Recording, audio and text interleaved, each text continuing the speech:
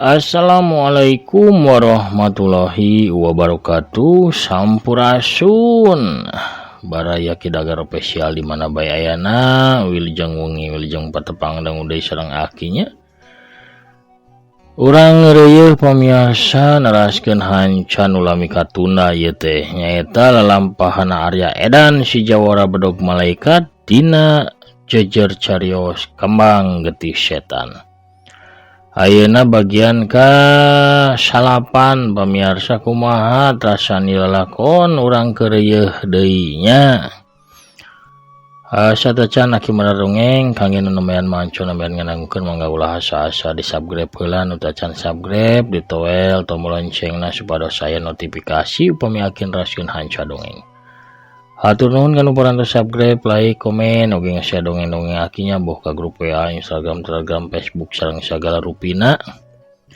Oge kana TikTok dan lain-lainnya, kana X aya namanya. Hatur nuhun. Pamiarsa mugi sadayana atuh anu parantos subscribe, like, komen nya. Aya dina panangtayungan Allah taala dipaparinan kasehatan lahir sinareng batina. Dijembarkeun manahna digambilkeun rezekina sareng ditebihkeun tina mara bahaya amin amin ya robbal alamin. Pamiarsa urang keureueuh deui dongengna atunya supados teu nyangkolong teuing kana waktu urang ngamparkeun deui we samah kabuyutanana.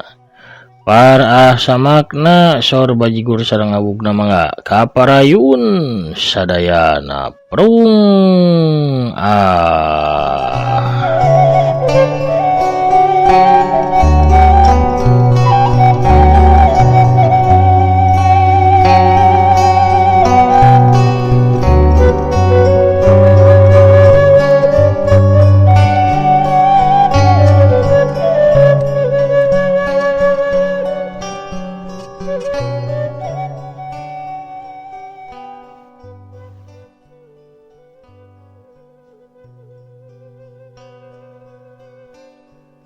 Nini sebenarnya aki kuring mah nyaritana ge sok ngabohong, sok ngawadul. Jadi jalma nu diteangan ku anjeun teh cantang tuh geus maot. Bisa jadi manehna masih hirup. Hari Nini sorangan kunaon ngadago-dago eta jalma. Cek Arya Edan tumanya kadayang sepuh. Minangkana manyilidik meureun nya. Enco, rupanya kula jeung aki hidup bener-bener aya jodoh. Ayeuna kula teu paduli. Wanehna bener-bener rek ngawin eta wanoja acawah henteu. Kula bakal ngarebut hate aki hidup sate kapolah sakuat tenaga kula. Cek dayang sepuh ceritana dengan walon secara langsung pananyana Arya. Ari maksud Nini teh kumaha? Namun aki hidup teu pernah nyarita bener, kula ge kuduna meureun kitu nya. Jadi kula teu keur ngadaguan saurang jalma. Lamun kula tepi ka 3 poe ngahekok bae di eta warung sangu. Eta mah kusabab nurutkeun kana sora alam. Naon anu disebutkeun alam kan ini? Tanya Arya warijeng kerung. Kula cenah bakal kapanggih jodoh. Tapi kunaon ini tadi nyebut-nyebut ngaran Jawara Bedog Malaikat? Dayang sepuh ngeureunkeun lengkahna harita maranehna teh anjog di hiji tempat anu satungtung deuleu teh ukur katempo amparan kebon boled we.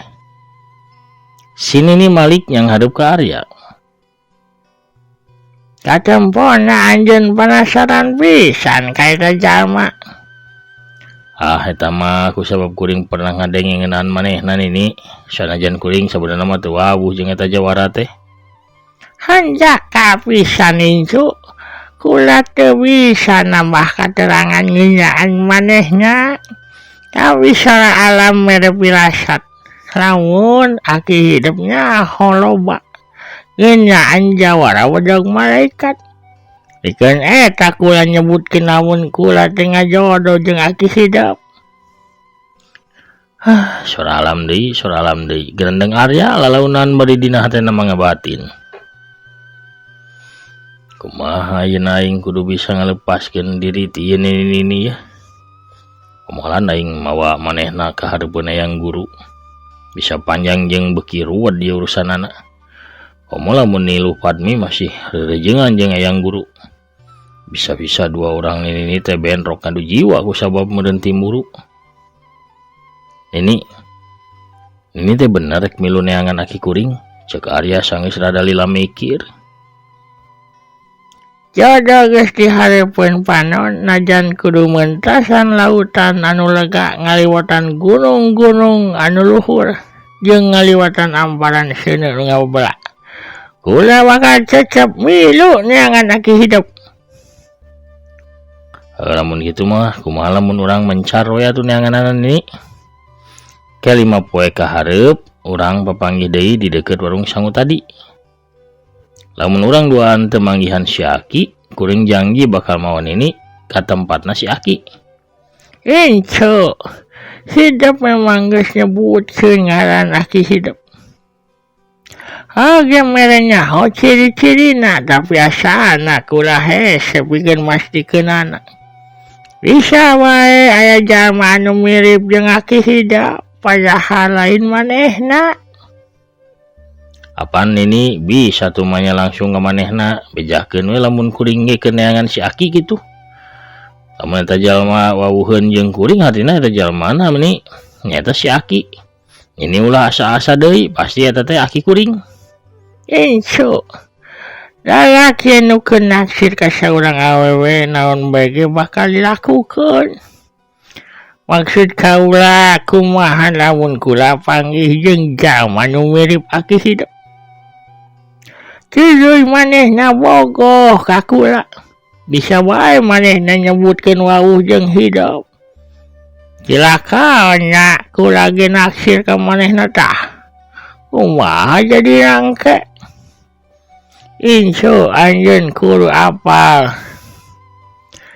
Salila ieu teh loba aki-aki anu bogoheun ka kula. Walah loba jajaka ge anu ngadeuketan ka kula. Tapi incu disaprak sora alam ngaharewos ka kula, terus terang kula teh bogoh ka aki hidup. Edan jelentes Arya. Upana jalma anu disanghareupan ku aing ayeuna leuwih edan dibatan dua jalma samemehna. Jadi Sini nuluykeun ucapanana bari ngalengkah deui. daripada kula salah ngabogohan jalma, leuwih hade urang neangan aki hidup babarengan. Atawa anjeun hayang mencar ku sabab nempodang danan kula anu kurang mencrang. Dayang sepuh ngalepaskeun kalenganana kana leungeun Arya, tuluy leungeunna ngararapih kepangan bukna. Ponina diusap-usap, saterusna bajuna anu cingkrang dikeprukan. Calana pondokna ditarik-tarik ka handap kawas nu era lamun pingping hideungna ka tembok. Lamun seuk bae Arya henteu keur nyang hareupan urusan aneh anu musingkeun kana sirahna. Tangtuna seurina bakal ngabarakatak nempo kalakuan si Nini. Komo harita si Nini malikeun heula awakna tuluy ngodok buntelan carecet tina sakuna. Eusina si horeng mah bubuk beureum. Si Nini ngantelkeun Ramona kana bubuk beureum eta tuluy diulas-ulas kana bibir jeung pipina. Sanggeus malik deui bibirna anu geus beureum katempo tambah ambu cuy. Pipi kencak atuhna oge jadi beureum. Tapi ku sabab kulit beungeutna hideung lesreng rupa si Nini kalah katempo tambah angker jeung pikasieun. Incu, urang tuluikeun lalampahan cinta ieu. Cek dayang sepuh bari ngalengkah deui ngaleng leungeunna Arya. Arya teu bisa majar kumaha manehna ukur bisa ngalengkah nuturkeun lengkah si Nini. Pikeun sawatara waktu mah aing bakal nuturkeun manehna bari neangan jalan pikeun ngalepaskeun diri ti manehna. Sanu nyahong kemah manehna bakal ngabejakeun naon alasanana tepi ka manehna ngadago aing. Salila-lila sigana manehna nyimpen hiji Rusia.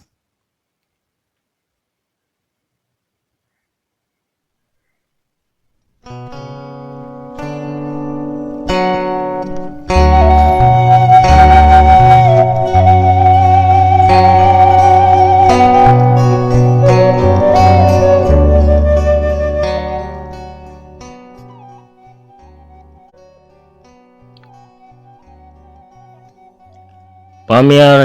sadayana, urang tunda heula lampahana Arya jeung Dayang Sepuh anu lempang terus ninggalkeun lembur bari pakaleng-kaleng. Ayeuna mah urang nyaritakeun deui malikan kayaan di warung sangu nu ditinggalkeun ku Arya jeung Dayang Sepuh. Teu lila sanggeusna Arya jeung Dayang Sepuh hararinit, saurang jalma muncul di tungtung jalan. Eta jalma ngarandag di pakarangan warung sangu. Panonna neuteup ka jero warung sangu, sanggeus mikir sakedeung. Manehna tuluy ngalengkah ngadegetan kana panto warung sangu. Si mamang nu boga warung kegancangan mapag damuna. Oh, untung jajaka tadi bisa mawa ini sini nih, lamun teu ieu jalma ge sigana bakal mulang deui teu jadi jajan di warung aing. Si mamang harita molohok neuteub tamuna. Aduh, geuningan wanoja geulis euy. Lamun bae unggal poe aya wanoja kawas kieu ya anu datang, sigana warung aing teh bakal rame bae. Mangga kalebet wenden, mangga kalebet. Cok si mamang bari someah seuri. Nu dipapagna seuri tuluy ngalempengkeun lengkahna nuju ka panto warung. Eta jalma teh saurang wanoja ngora anu rupana geulis kawanti-wanti endah kabina-bina. Panonna puleud cureleuk bari jeung bersih. Irungna mancung bangir kuwung-kuwungan, tarangna herang bersih. Bibirna ngawat wajah api kauruyeun. Atuh angkeutna tuluy gadona. Mani mantes rada lancip jeung panjang. Manteskeun keuretan beungeut anu ngadaun seureuh. Eta wanoja geulis teh make papakean warna beureum, buukna anu panjang dikuncir di buntut kuda, beheungna anu bodas bersih jadi katembong jelas. Dan bade ngaleueut ada napi bade tuang ieu teh? Tanya si mamang nanya sanggeus si wanoja baju beureum teh diuk di hareupeun salah sahiji meja.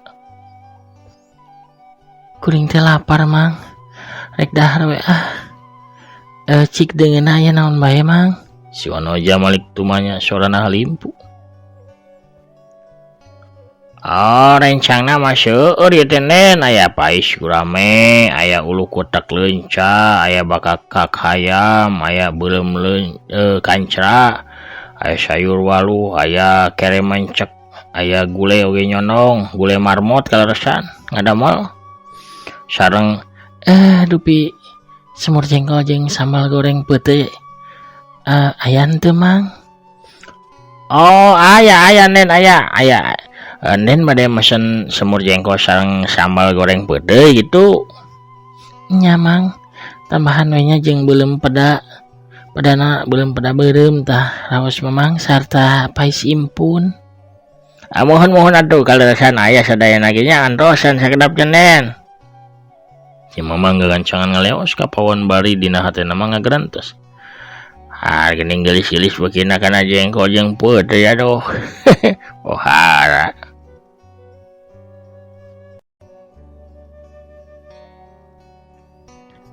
Teu lila si mamang geus balik deui bari angkaribung mau pesenan si wanoja. Sabenerna budak ngora tadi leuwih pantas ki papasangan jeung ieu wanoja lain jeung si nini kucal tukang umar bujal. Mending lamun kulitna teh bodas da ieu mah atuh manila serang. Coba kelekna jamrong deui ku bulu jeung bau deui. Amit-amit aing mun panggil deui jeung manehna. Teu sadar si Mamang teh ngabiri gidig beri jeung seuri. Aya nu salah ti diri kuring Mang? Tanya si Wanoja baju beureum sauk nu nempo birigidigan si Mamang sarta paramana anu rubah.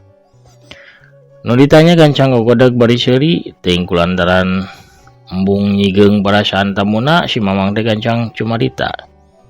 Sanes tadi can lami aya kajantenan anu lucu tapi nguntungkeun pikeun warung Amang mah.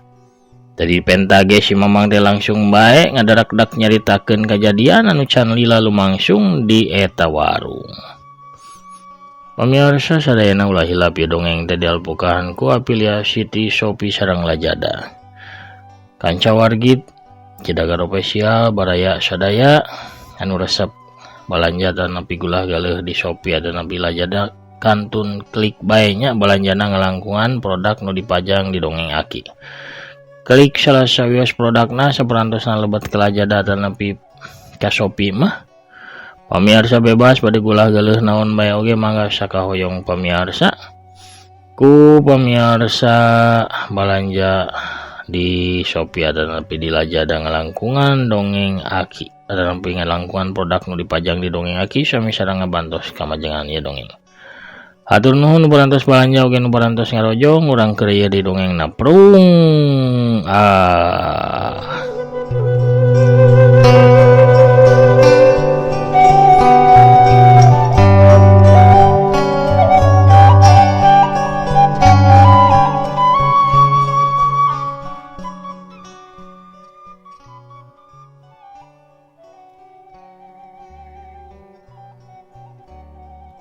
Si Wanoja ngadedenkeun beridaria tuluy seuri meureun mah ngarasa kagugu ku dongengna si Mamang. Untungna bae si Jaka teh beuki heureuy nen. Herana si Nini aneh teh ngadadak rubah sikepna teh nen. Tadina galak buringas teh jadi someah bageur bae jeung sura-seuri we sanggeusna panggih jeung si Jaka mah. Malah saduana meuni layeut pakaleng-kaleng sawaktos kaluar ti dieu ge. Kawas kumaha ciri-ciri eta Jaka anu bisa ngagaet si Nini teh Mang? Tanya si Wanoja ngarasa penasaran meureun ku dongeng si Mama. Ari rupana mah nya beungeutna kitu kasep nen parasna mah ngan bae kawas nu rada kurang saeunan sok cungar cengir kitu ning. Eta bukna ge acak-acakan panjang deui sakieu tah cek si Mamang bari nempelkeun leungeunna kana tak-tak. Ke eta Jaka teh ngangge iket warna bodas kitu oge acukna calanana mah pangsi hideung. Si Wanoja ngadadak ngeureunkeun gerakan bahamna nu keur nyapek tarangna katempo keru. Ngadengetina ciri-ciri anu disebutkeun ku si Mamang mah. Moal-moal eta Jaka teh manehna. Tapi bisa jadi jalma sejen anu mirip, gerentes si Wanoja dina jero hatena. Nempo sikap si Wanoja si Mamang nyarita deui. Ulah babari kata aji nen sanaos manehna Jaka kasep. Tapi Mamang mah rada curiga manehna lain lalaki anu cocok pikeun dijantenkeun batur hirup. Mamang teh da lalaki janten apa sakadikna ngeunaan tabiat tetapi sifat saurang lalaki. Jaka anu dicarioskeun bieu sigana jalma anu nya jalmi nu babari bogo alias lalaki rayungan nen teu kaop nempo awewe nu herang. Sanos hal eta janten pitulung pikeun warung Amang mah. Mamang apal ngaran eta Jaka? Aduh pi ngadangu Mamang teh datos kirang jelas ieu teh tapi sawaktos maranehna ngarobrol mun teu lepat mah si Jaka nyebatkeun ngaranna namina teh Arya cenah. Teuing eta teh Arya naon-naonna mah da Amang teu pati jelas ngadanguna ge. Ayeuna mah si Wanoja teu bisa deui nyamunikeun parubahan paroman beungeutna. Nempo kitu si Mamang keru. Nen Wano ada napi pernah tepang sareng anjeunna nen deh. Kadeah kedah atos-atos. Ka mana maranehna inditna Mang? Si Mamang netep heula si Wanoja sakedeung tuluy leungeunna nunjuk ke arah jalan lembur. Tapi ngadadak si Mamang narik mulang leungeunna bari panonna molotot. Naon Mang? Si Wanoja ngarasa heran. Mama itu manehna datang deui. Si Wanoja si Mamang ngawalon mereka tempo gugup. Tapi teu lila manehna bisa ngawasa deui kana dirina. Sigana mah manehna datang pikeun nagih buruh nu dijanjikeun ku Amang. Amang tadi leuwas nyangka manehna muncul deui jeung si Nini, tapi nyatana mah geuning nganukur nyorangan. Canreng si Mamang nyarita si Wanoja geus nangtung cengkat bari malik ke arah anu tadi ditunjuk ku si Mamang. Katembong seorang jajaka kasep anu buukna panjang rada acak-acakan diikat ku laun bodas keur ngalengkah lalaunan nuju ke arah warung sangu.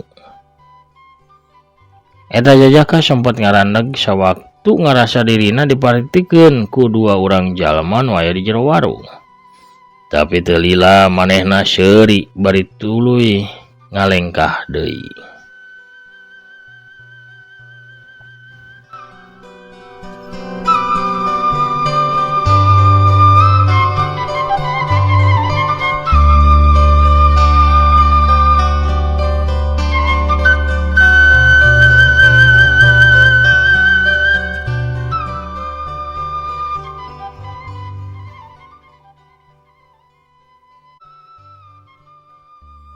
Arya, si Wanoja di baju bodem ngegerendeng.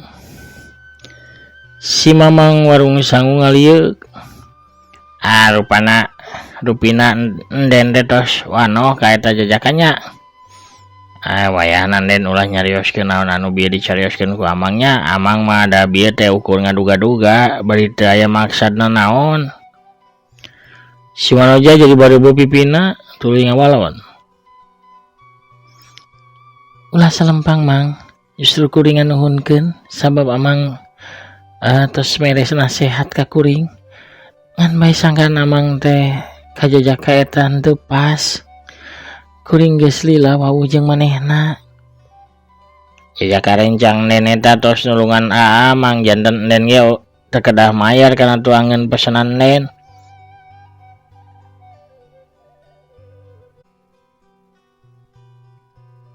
Urusan kuring jeung Amang beda jeung urusan manehna jeung Amang. Sahuap sangu anu didahar ku kuring pastina kabeh ge bakal dibayar Mang. Si Mamang teh teu ngawalon manehna gagancangan ngaleos ka pawon. Bareng jeung eta si jajaka di baju bodas geus nangtung di lawang panto bari panonna nitenan ka jero rohangan warung. Panon si jajaka katempo rada nyipit sewaktu nempo si Wanoja. Si Wanoja mentang imutna tapi serina si Wanoja pegat saharita sewaktu didago-dago si jajaka teu bae nyarita nyapa ka dirina. Si jajaka teh ukur neuteuk bae bari katempo gugup. Heran, nah manehna poho kitu ka aing. Asana can lila-lila teuing papisah teh. Nah aya nu rubah ti diri aing kitu. Nah ieu mah goreng kuring teh.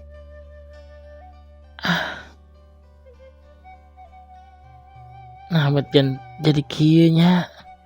Manehna siga teu inget pisan ka aing. Si Wanoja noroweco ngabatin bari tungkul merhatikeun dirina sorangan. Si jajaka ngalengkah asup tuluy diuk dina bangku nu aya di peuntasieun si Wanoja. Panonna sakali-kali neuteup ka si Wanoja bari rada kerung.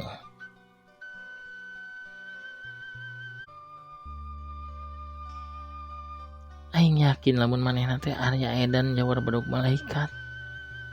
Si Wanoja nyarita sorangan dina jero hatena. Aing teh padahal ngahaja ninggalkeun guru pikeun neangan dirina tapi asa cumah lalampahan ieu teh. Amun jalma anu diteangan nyatana mah teu wawuheun deui ka aing. Rupana nasihat si Mamang bieu aya benerna oge. Tapi asana aneh lamun manehna rubah sagancang ieu. Atawa leuwih hade aing nyarita ti heula kitu. Si Wanoja neuteub ka arah si jajaka bibirna geus ngapikeun nyarita tapi teu jadi hatena ngadadak bimbang. Si jajaka di baju bodas katempo seuri si Wanoja ditimbul deui ka wanina pikeun nyarita ti heula. Anjeun teh Anjeun teh Arya lain? Tanya si Wanoja. Nu ditanya katempo halisna naik tapi tuluy seuri bari ngawalon. Teu salah. Kuring Arya. Si Jajaka cengkat tina diukna tuluy ngalengkah ngadeukeutan ka si Wanoja. Tapi panonna mah neuteup jauh ka saluareun warung. Hampura. Cek si Jajaka nu ngaku Arya bari gek bae diuk di hareupeun pisan si Wanoja. Akhir-akhir ieu teh kuring loba pisan urusan anu nguras pipikiran. Jadi kuring teh rada pohoan. Kadang jalma nu geus lila wanoh ge kuring jadi teu inget. Aing ngadenge lamun manehna keur kalibet kana urusan gede. Jadi malu meureun lamun manehna poho ka aing. Atawa aya Wanoja sejen kitu anu nyantel dina pipikiranana. Anu nyababkeun manehna poho ka aing. Da manehna teh saurang Jawa ratangtuna leuwih mentingkeun kepentingan dunya pasilatan jeung balarea tibatan meureun kepentingan dirina sorangan. Mikir kapal badinya si Wanoja nyarita deui. Kuring teh Dewi Sarebu Kembang. Oh nya kuring inget ayeuna mah. Cek Arya bari jeung seuri. Tina kayan kitu. Kolebat, corelat, jeleg. Ngadadak aya nu asup di lawang panto warung tuluy ngajega digigireun Arya jeung Dewi Sarebu Kembang. Nuduhan langsung malik neuteup kan wanyar datang soreng datang da saurang awe tengah tubuh. Di samping cangkung make kabaya beureum. Leungeun kencana ngelek boboko sedengkeun leungeun katuhna nyakla nyiru anu disuhun dina luhur sirahna. Dede. Eta si Kasep geus paduduan deui jeung nu geulis nya. Aduh cembokur ibi mah ieu. Ieu mending tah jajan awug borong ieu ibi ieu daripada diawur-awur ieu. Panas ngahea bi dada ge. Mending diborong ieu nyai tah. Awug handet keneh. Amis raos kaleueut matak di dieun tah ieu ku kurawuna aya sirup jagung sok. Aya tos dibayaran mah bari diawur-awur mangga eta mah.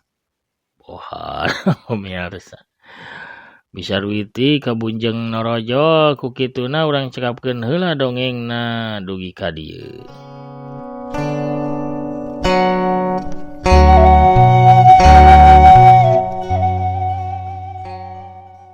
Pangiarsa sadayana lampahan Arya dan si Jawa-Brok malaikat dina lakon Kembang Getih Setan bagian ka-8 cak urang teuneun dihaneuleum sieum geusan sampeureun. Urang tuna dihanjuang siang geusan alaeun urang sampeur deui ke bagian anu salajengna. Hatur nuhun ka sadayana pamiarsa di mana bae ayana para mancower anu satia ngantosan satia ngarojong satia ngadangukeun kana pedaran-pedaran dongeng aki. Hatur nuhun pisan. Ku kituna pamiarsa atuh salam we ka sadayana nya di mana bae ayana. Mugi-mugi sadayana aya dina kawalujaan, kabarokahan, kawilujengan nya. Oge sadayana aya dina kalancaran sagala rupi urusanana. Amin amin ya rabbal alamin. Pamirsa sadayana panginten sakitu heula anu kapihatur. Akina amit mungkur. Assalamualaikum warahmatullahi wabarakatuh. Permios cagah hanca.